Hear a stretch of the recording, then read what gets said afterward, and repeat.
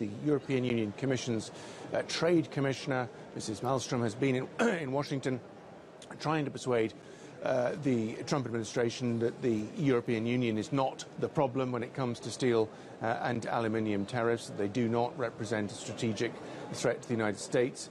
She is back here in Brussels delivering the good news that was confirmed later, that indeed the Americans are willing to give the Europeans an exemption while further negotiations move forward. So there is a sense of relief here.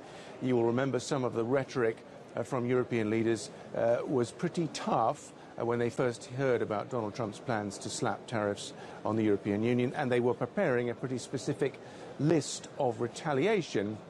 Their own tariffs were being prepared to put on things like American denim, jeans, bourbon, whiskey and motorcycles. So it was looking like the possibility of a pretty significant exchange of tariffs. You might even call it a trade war, but for now, as far as the EU is concerned, it appears to be off the table.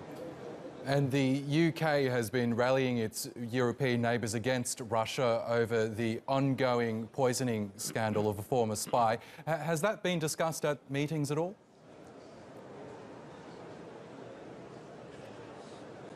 Yes, it has been. It's going to be discussed further into the night on Thursday night. Theresa May having the opportunity to talk to her 27 EU counterparts. She wants to galvanise them into responding very tough on the Russians. I think it's fair to say that the majority of EU states buy into the basic British position that the evidence points convincingly towards the Russians.